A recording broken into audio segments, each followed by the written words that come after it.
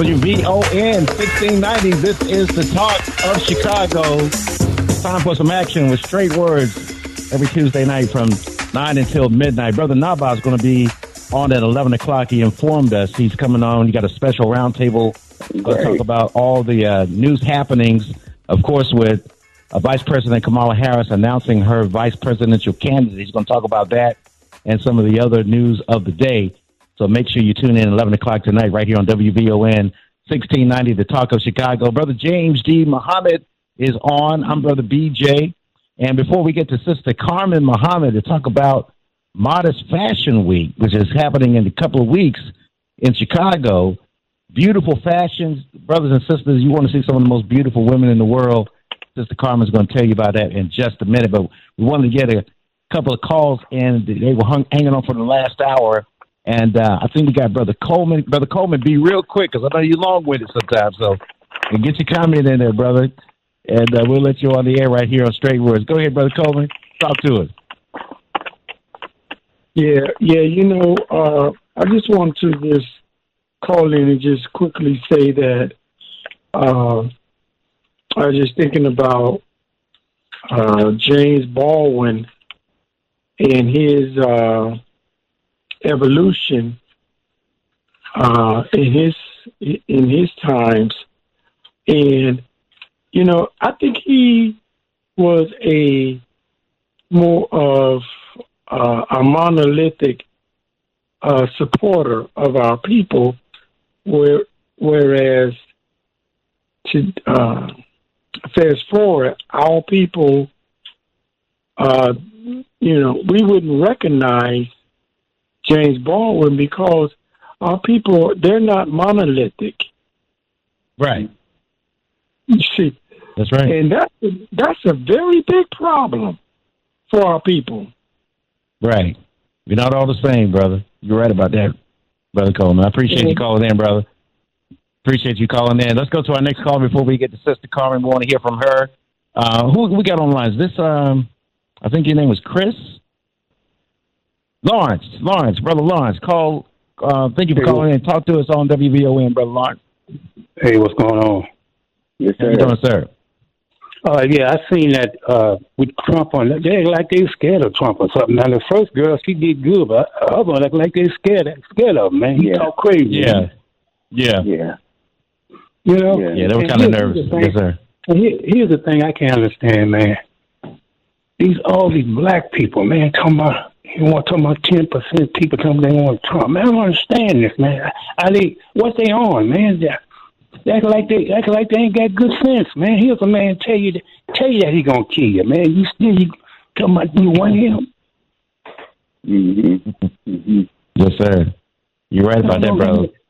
But it don't make sense, man. I mean, what do they think? Man, if he get up, man, come on, man. This man's a lunatic, man. He shouldn't even be in the picture. He shouldn't even be in the picture, man. You know that, man. Yeah, that's right. He had his agenda. Thank you, Brother Lawrence. Yeah. Yeah, he had his agenda, yes, sir. Definitely. But take care. Definitely had his agenda. Thank you, man. Thank you, sir. All right, Brother James D., it's on you. Okay, brothers and sisters. Before I do that, Brother BJ, let me just take this opportunity to say, brothers and sisters, if you appreciate this program, if this is something you would normally hear on your regular news channels every day, that when you pick up, when you turn on your radio, if you love what Brother Naba'a is doing and you want to help him on his birthday, today is his birthday. Right. You can say, happy birthday, Brother Naba'a. And he would appreciate it if you would go to straightwords.com, and there's information on how you can make a birthday contribution to Brother Naba'a to help keep this program on the air. That's only if you appreciate hearing a different perspective on the daily news that is trying to be presented here today. Once again, before we bring on our beautiful sister, if you appreciate what Brother Naba'a is doing and you want to say happy birthday, Brother Naba'a, go to straightwords.com, click or get whatever information there is on there right now to make a contribution and send him a birthday wish and make it a nice one if you can. So with that said, we thank you all. And I want to send out real quickly, Brother Eric in Indiana. He gave a contribution directly to me to forward to Brother Naba, and Brother Naba said thank you. And we appreciate every contribution that anybody gives. But believe you me, you have to pay the price to be on the air. So that said, Assalamu alaikum, Sister Carmen, are you there? Walaikum salam. Yes, ma'am. How are you? Good evening. I am fine by Allah's grace and mercy. And first of all, let me have an opportunity to wish my brother a very happy celebration of life. One of the hardest working black men that I know, like you all in the city of Chicago. So I want to thank him. I want to thank you, the staff there, and all of the wonderful listeners who support you all on a weekly basis. Praise be to Allah. We enjoy that spirit that you're bringing to these airwaves, sister. But I'm going to introduce you. I'm not going to do it justice, so I'm going to let you fill in the blanks. But brothers and sisters, we're about to hear from one of the most beautiful sisters that I know in the nation or outside the nation. She carries herself with dignity and respect. Sister Carmen Muhammad, actually. Sister Carmen, you own your own design studio. It's called Al-Nisa Design. And you have an organization called Women Working Together, Inc. We're going to let you talk about that for a minute. But you got you're also a fashion award winner. You've been all over the world presenting what is called modest fashion. And we definitely want to talk about what you mean by that. You've done things in the city of Chicago. I know you've been at Navy Pier with your show, I believe, and other places, and you're going to be at the Drake Hotel. So, first of all, let us know anything that you want us to know about yourself, and then give us the 411 on the event before we get into the conversation. Yes, sir. Well, first of all, I'm very humbled by what you said, dear brother. I don't take any credit for anything that I'm doing. Everything that I'm doing, I feel, is divinely guided by God himself. I've been doing fashion now for over 30 years. Started in Los Angeles at a very young age, just really more or less styling myself. Accepting Islam very early on at 16 years old and transitioning off of a dance show called Soul Train. Yes, sir. So I had quite a following in the city of Long Beach, California, in terms of peers. And so when I left the show, there was a lot of mystique around. What is our sister going to look like? Now that she is a follower of the Most Honorable Elijah Muhammad.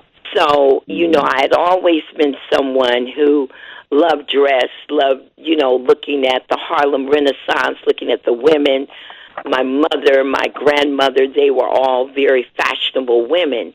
So moving and getting into Islam was just another way of expressing what I had seen in my mothers and my grandmothers and all of the beautiful black women that, I had observed over the years. For me, this journey in fashion is more than fashion. It's so much bigger than me as an individual. It is a spiritual journey for me. It is a spiritual ministry. It is an opportunity to take fashion and use fashion as a catalyst to teach our women that you are women of God and you are the second self of God, and that when you speak to the world, you speak to the world through your fashion. The world sees you first in how you dress, and that brings about the conversation between yourself and someone that doesn't know you. So, a couple questions just on what you just said, but just real quickly. were you a Soul Train dancer on Soul Train, or? Yes, I was. Okay, because another organization I had. I thought I saw a sister with a headpiece on dancing on Saturday morning. No, I was very young, very young. Yes, right. 15 years old. On into the mosque, brother BJ. Right on into the mosque. But do you happen to know Tanya McMillan? By chance, she was a Soul Train dancer. She was with us. When I was on there, it was Pat Davis, Jody Watley, Demita Jo Freeman, and all of those folks. Yes, sir. Okay. So you said you accepted at 16 years old. As a young woman, obviously at 16 you're more interested, or, most young women are interested in boys and trying to look good in a way of this Western society. So what was that transition like for you, especially coming from Soul Train and into an area like the nation? Yes, sir. It was a very easy transition because my mom was a single parent, but we came from a family of extremely conscious individuals. Okay. My sister, my oldest sister, and my only sister is really the one who introduced me to Islam. Because we came from Alabama. We came from Alabama to California. I was only 2 years old. In the way that we were raised in a household that family was the core and the cornerstone of everything that we did. So when I observed that unity that I saw at 15 years old, at 16 years old, when I visited the temple, back then it was called the temple, I immediately embraced it and fell in love with it because it was something that I was yearning for as a young girl. I saw the respect that the brothers gave the women. I saw the women seated on one side and the men seated on the other side. And there would be a blackboard at the front of the mosque, and you would have a black man hanging from a tree, and it would say which one was going to survive the war of Armageddon. Because I was raised in a conscious family, it didn't take me long to connect with what I was seeing and what I fell in love with. Okay, and I'm going to take a pause right now just so that you can get out in case people drop off. About the event. Give us the details of the event, and then we'll get back into the conversation. Yes, sir. I am so excited. As you stated, beloved, I was blessed to, as a black designer, be invited to some of the major Fashion Week events. Paris Fashion Week, Istanbul Fashion Week, Dubai Fashion Week, London Fashion Week, all of these events, Italy Fashion Week. And in my journey in fashion, I would go to these big events, and I was the only black designer there outside of other black folk who may have been celebrities or stars and who carried their own line. And because I was there by myself and I knew other talented black designers all over the country, I said, "Is something wrong with this picture?" And what was wrong with it was that we didn't have enough representation there. So I said, you know what? Allah has blessed me, so I'm going to take everything that He's blessed me with, and I'm going to come back, and we're going to have our own. So that's what this is really about. It's about us having our own. It's about us establishing our own beachhead. It's about our own BET show, our own Essence show, our own award show. It's about us honoring us. So this fashion show is only part of that weekend event. We're also going to be honoring phenomenal Muslim women that are doing phenomenal things in the area of entertainment, business, education. It's our time, beloved. And so I'm willing to step out there and to be that one to establish that framework that is going to exist forever. We write our own history, brother, and that's what this is about. I would tell them when I would go to the Middle East, don't talk to me about you in modest fashion, because we are the vanguards of fashion. We are the ones who establish what a civilized woman looks like. So that's what you're going to see. Yeah, but where, that kind of detail. Yes, sir. We are having the awards dinner on Friday at our own edifice, the Salaam Restaurant. Tickets are selling fast. We're going to be honoring so many beautiful women from the Nation of Islam. We're honoring Sister Bessie Jean Muhammad, Farrakhan Muhammad, for all of the work that she's done in farming. We're honoring Sister Margaret, who is a dynamic playwright, producer. I mean, we're honoring other sisters from entertainment. We're honoring Sister Kabasa Muhammad for her 20-year tenure and more over at MUI University, Sister Shahida in education. I mean, we are honoring Sister Sajda for Sajda House. I mean, we're honoring women. And then we're going to close that thing out with the crowning event on Saturday night at the Drake Hotel in the Grand Ballroom. I'm telling your people, you don't have to go to Paris Fashion Week. You don't have to go to Dubai Fashion Week. Come to the Drake on the 31st, and you will see it all right there. A new dress, a new mind, and a new civilized woman. And what's your website? Where can they get the information from? They can go to WWT, as in Tom, MFW.com. Okay, WWTMFW.com.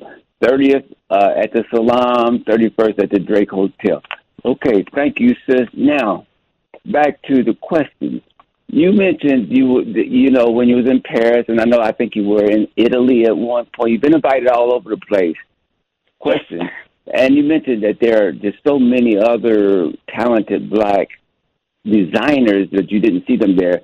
What was it about you that you were in a place where they saw you and invited you and have invited you, you know, to international events like you've been attending?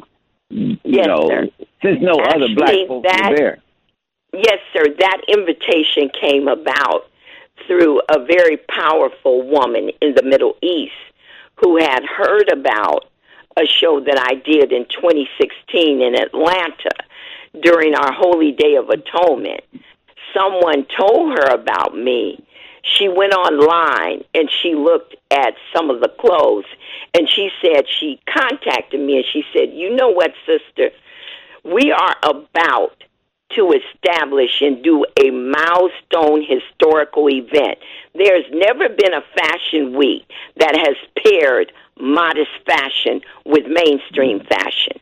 She said, so we're going to be ushering in a new type of paradigm in the world of fashion, and we'd like for you to come and represent modest fashion as a designer from the U.S. Brother, I was so humbled. I cried. I could not believe that they were inviting me to do this. But now I really understand why me, because you have to be a person who is unselfish. You have to be a person who wants to serve others, to be able to lead in and usher in a new paradigm. You can't do that when you're thinking about I. You have to think about a collective of individuals. And I feel like that is the assignment that Allah has given me. And I have to do that.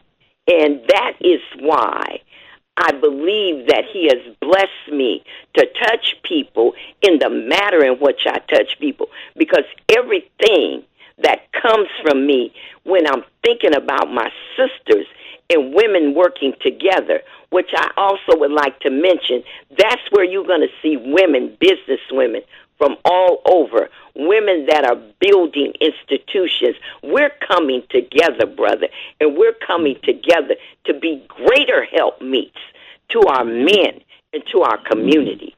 So when I went there, and Allah blessed me and allowed me to propel myself in an industry and to be looked upon as someone who could usher in and lead, I felt like now is the time for me to gather up my sisters, and we are going to work together, and we're going to crack this industry. We are going to come into fashion, and we're going to be the influencers and the vanguards of this new dress, this new mind, and this new woman. Sister Carmen Muhammad is on with us, y'all. And we're talking about Modest Fashion Weekend. It's happening at the Drake Hotel August 31st. And showtime is from 7 to 10 p.m. And get your tickets at www.wwtmfw.com. Sister Carmen, when you talk about the dressing room of the new woman of the new world, tell the sisters how important it is to cover themselves, and what is the importance of covering yourself? Because I knew these stretch pants and these these workout yoga pants and stuff. I knew this stuff was going to get out of control. Yeah. And now that's the common wear that our women are wearing. And when you look at how the sisters are covered, tell them the secret of what that means to the world when you go out in the public and you're covered like our sisters are covered. First of all, and I thank you for allowing me to say what's on my heart about that. I don't want to bash the women that are dressed like that. Right. Because that is a lack of understanding of who we are. See, once we understand our role as women and that we have a special relationship with God, and we understand that we are the second self of God, then we begin to want to develop ourselves in that mindset. You have to have a certain mindset in order to be confident in being a well-dressed woman. A well-dressed woman is a woman who dresses herself like a civilized woman. It is the highest form of civilization in terms of how you represent yourself. When we represent ourselves other than that, we actually are putting our men at risk. And I say that because the men now have to protect us. They have to still respect and protect the black woman, but you make it hard for the black man when you take your clothes off, because everybody is not going to be civilized enough to understand that that's just someone that don't really understand. You have an element and a mindset that exists out there today, and you brothers are here to respect and protect us. In order for you to be able to do that, you don't need to see us undress. We don't need to undress ourselves to get the love and attention that you already have for us. What we should be doing is trying to connect with that second self of God and understanding that this is what God wanted from us. God wanted us to cover ourselves for a reason, because we represent God. We are that second self. We are the ones who are going to lead and usher in a mindset in our young daughters. You protect yourself from being a victim of sex trafficking. You protect yourselves from being a victim of disrespect that comes out of a man's mouth when you're dressed properly. But when you're not properly dressed, then you bring out an element in a man that compromises all of that. And that is why it's so important that we dress ourselves in the manner that we want to be addressed. So when they say, "Well, brother, you don't have to look," sometimes that's the way they, she walks by, unclothed because, as you say, of lack of knowledge. Brother, her question would be, well, why you look? Or why, Because that's your nature. Right. It would be unnatural for you not to look. Mm-hmm. Mm-hmm. So, why even put that to the test? Mm-hmm. When a man looks at you, you want a man to look at you for what's in your mind, not your body. Mm-hmm. They find bodies all day long, brother. You can go and get your body augmented anywhere in the world. Pretty much, yeah. All day long.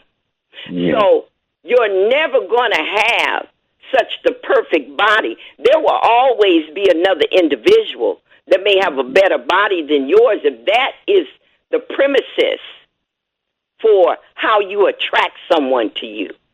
Mm-hmm. Mm-hmm.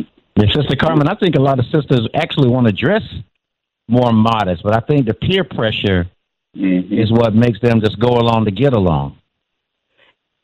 That could be it too, brother. But like I said, those of us who understand and who know and who are blessed to know the value of a woman, we gotta nurture each other, and we gotta bring into that understanding that you are valuable. Mm-hmm. Yes. You are more valuable than what the naked eye sees. Mm-hmm. Mm-hmm. So that's a job. Right. Mm-hmm. Mm-hmm. That's a job. But I tell you, come on over to the show so you can really see some fashion. Because we're not fashioning ourselves. The same people that have put drugs in the community and that have done things to keep our minds on a low tone, these are the same people that are dressing us. When you don't control anything, and we don't control anything right now. We don't control the fashion magazines. We don't control the airways. We don't control what we see on TV. When you don't control anything, then this is what happens. So what we got to do is we got to stand up. We got to get behind each other. Brother, I do these shows with my own money. I get out there and I grind. I don't have a sponsor.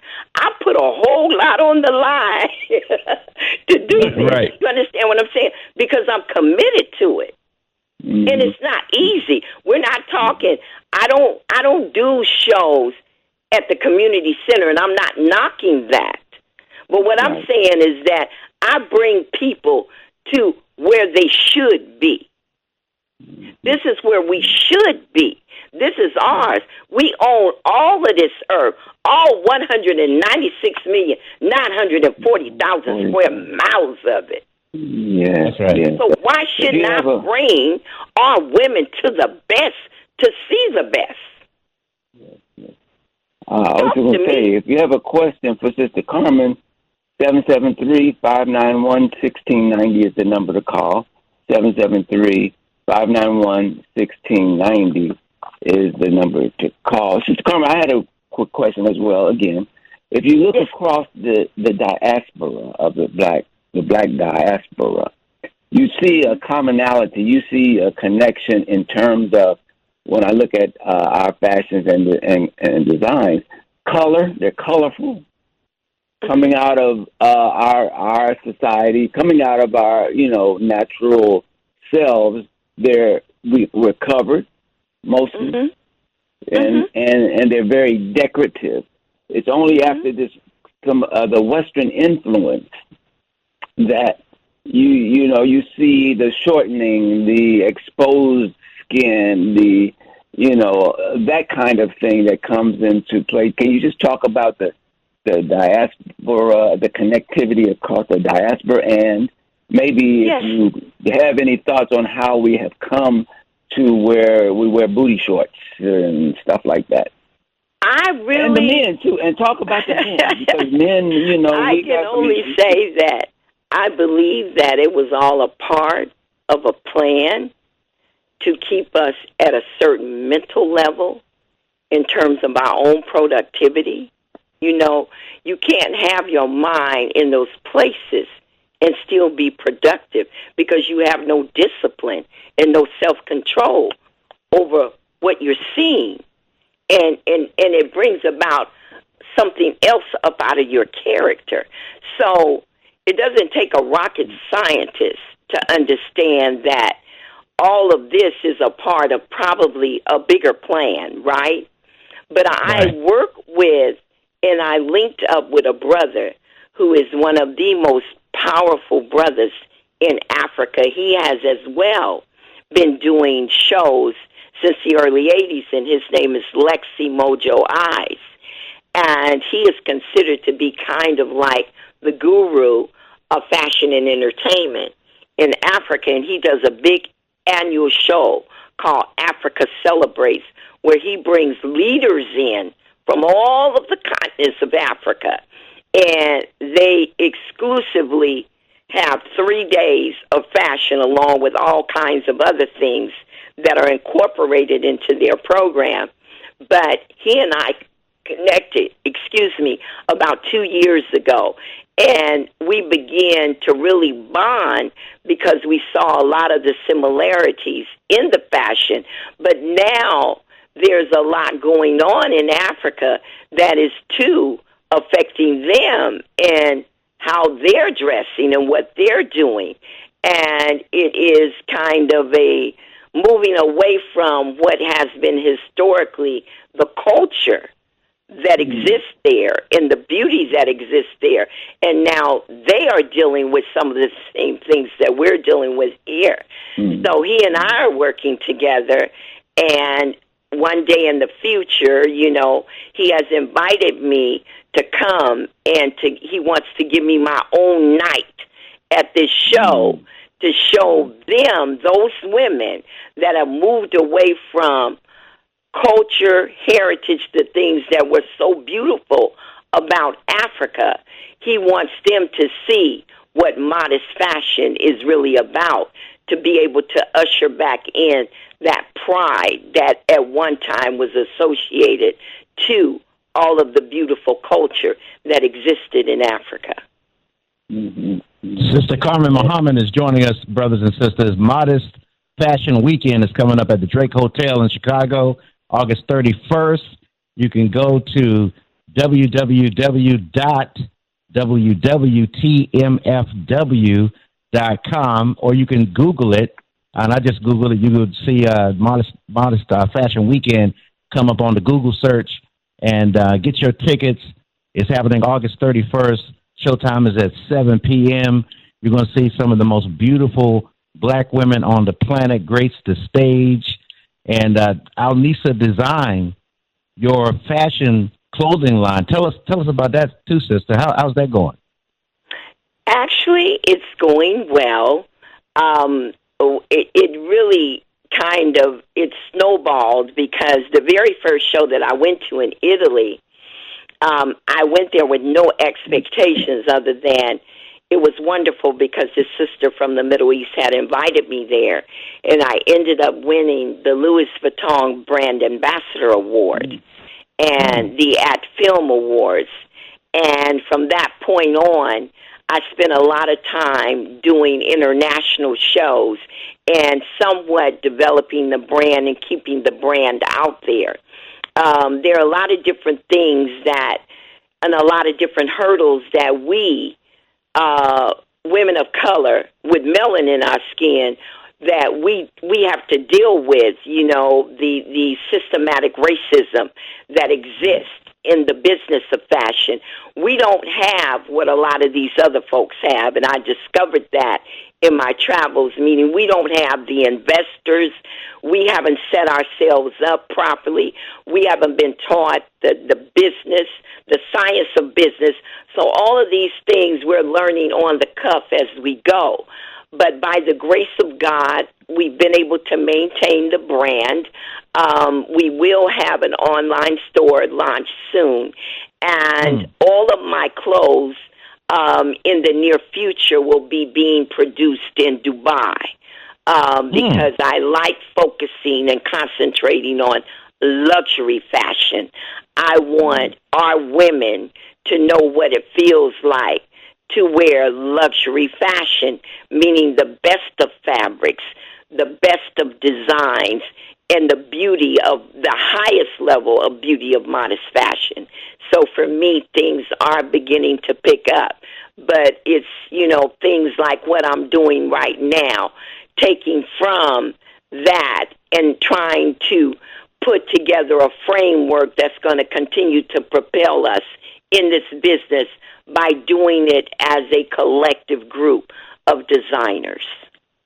And it's difficult. So we looking for sponsors if there's any out there. That's right. Go ahead. Sister Carmen, and you touched on some of this, but the Honorable Elijah Muhammad stated that a nation is judged by its women. Is that too heavy of a standard to be played? Why didn't he say a nation is judged by its male, its men, its boys? Why do you think? I can't say why the Honorable Elijah Muhammad didn't say the men. I know that we've always been taught that 75% of the work starts with the women. When you think about it, the woman is the first teacher of the child. The woman is the one who sets the standard and the foundation. She is the helpmeet to her husband, but she also is an intricate part of that family and becomes somewhat the matriarch of that family, because when that man is away doing what he needs to do, she has the bigger job of maintaining that household, maintaining the children, maintaining herself, and maintaining the men.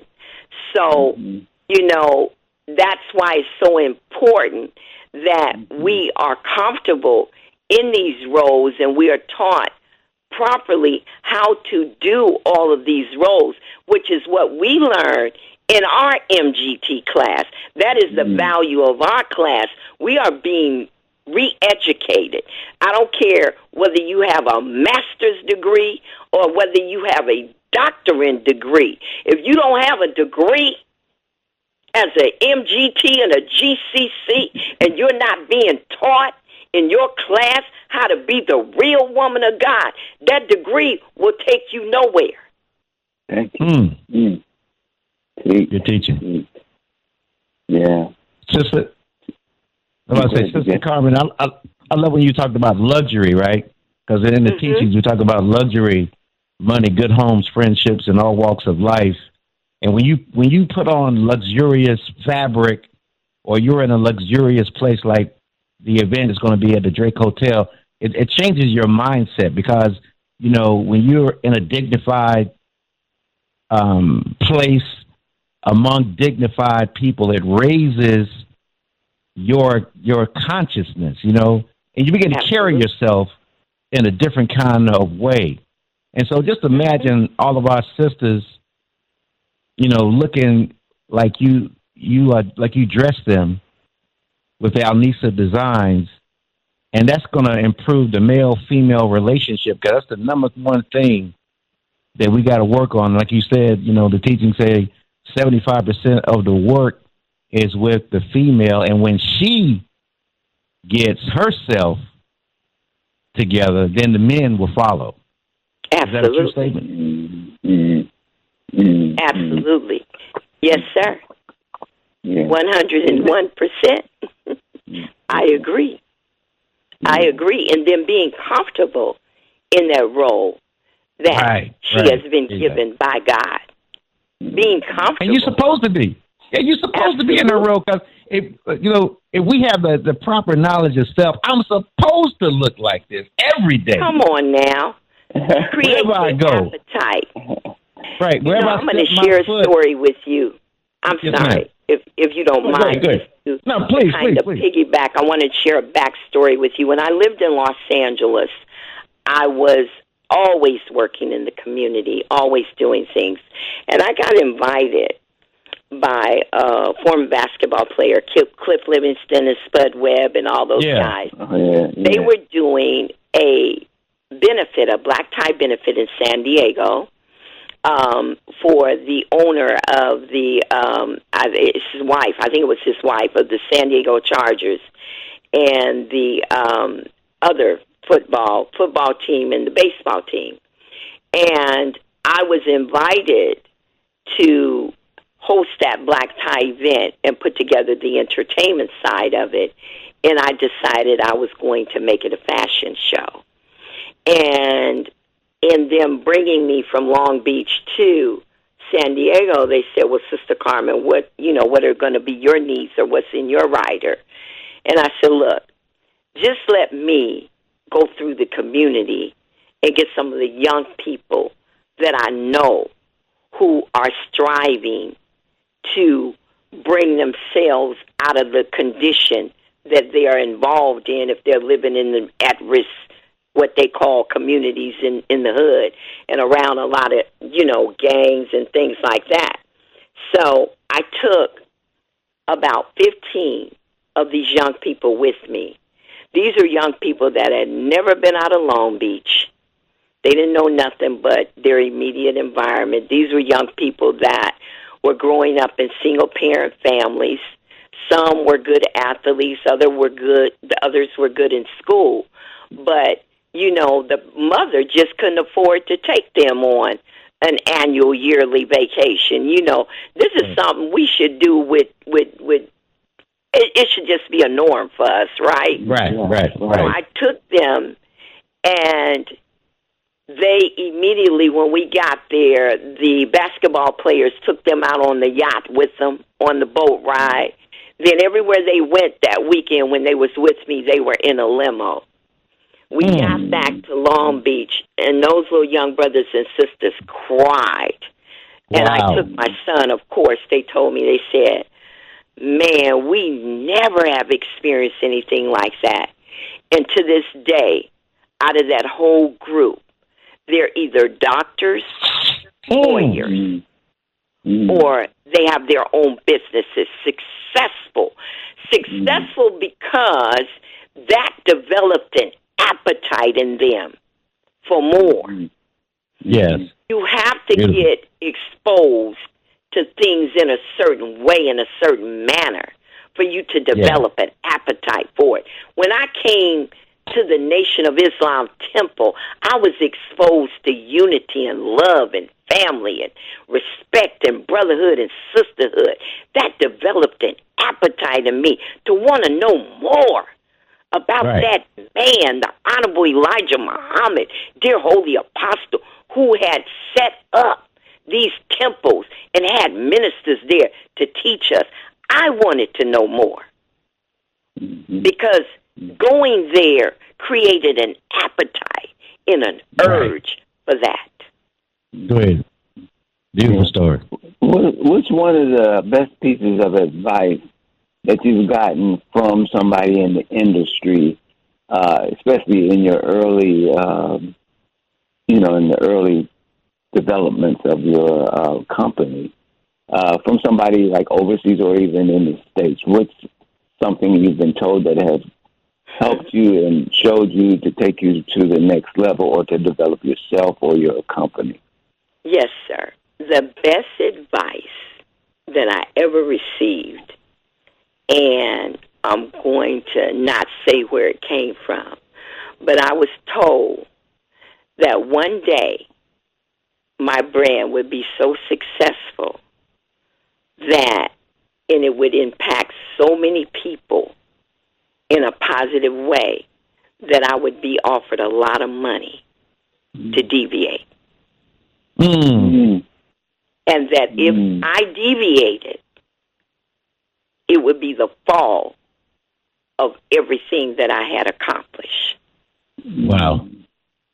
I had to keep my eyes on the prize. What's the prize? Prize is to see our women be civilized women of God. And that is the best advice that I could have ever received in my entire life. Mm-hmm. So that money would be tempting, huh? Absolutely. Yeah. Yes, sir. Yes, ma'am. So I know we're y'all sound like you falling asleep over there. No, we ain't. No, we just, hey, your wisdom is just so powerful. So you done drop some bombs. You dropped some bombs tonight. Voila. And I pray, Sister Carmen, that people are listening, some sisters out there that are listening that want to put on these garments. I believe that. I believe there's some sisters out there that want, when they see the sisters from the nation, and they say, my God, I want to be like that. Mm-hmm. But the peer pressure or the the surroundings won't allow them to fully embrace it. So I hope they come out to the Drake Hotel. If you listen, tell somebody that you know. Tell somebody that you know that's been talking about. Yes. Yes, sir. I want them to see. Yes, sir. Yeah, now, how do you make it where, for example, like the Drake Hotel, that's downtown, that's real, and you just spoke about people who couldn't hardly get out of their community. How do you get this vision or present the fashions even to, some of the other, the younger people who can't get out of some of their communities or can, maybe can go to their school or, to that library or something, but can't get to the Drake, for example? How do you spread your message? The thing, first of all, is for us, we've got to learn the importance of showing up and showing out. Mm-hmm. See, we put so much attention on people that are propelled as celebrities, and I'm not knocking them. I got a lot of friends that are quote-unquote celebrities and stars. Mm-hmm. But we put so much emphasis on that we don't understand that we're celebrities. Mm-hmm. That's right. That we're stars. We're shining stars. Mm-hmm. This is something that has to be instilled in us. Now, to address what you're saying, I'm going to use this as an example. You say, well, how do you get that across? You get that across by showing up and showing out. By showing the world that we are here. We're not going anywhere. Mm-hmm. So while we're looking over here, it can cause people to turn around and look in another direction. Okay. Because my God, did you see that? See, you don't have to come out of your community to be fed positiveness. These same youth that are and young people and everybody that will pay $200 to $500 for a particular designer element. Yeah. How did they find out about that designer element? Who told them that was the latest and the greatest? Hello? Yes, ma'am. Yes, ma'am. And it ain't stopping them. I've seen children in Watts with a Louis Vuitton bag. Somebody told them. You understand what I'm saying? It is a mindset. It is us propelling and supporting other folks when we could be doing that for ourselves. Let's Carmen, make we got 2 us minutes. great again. What that other man say? Let's make this great again. Right. Well, let's make us great again. That's right. How do we do that? By coming together. That's right. And coming out this later this month, August 31st, y'all. The show is from 7 to 10 p.m. at the Drake Hotel. Women Working Together presents the 3rd Annual International Modest Fashion Weekend.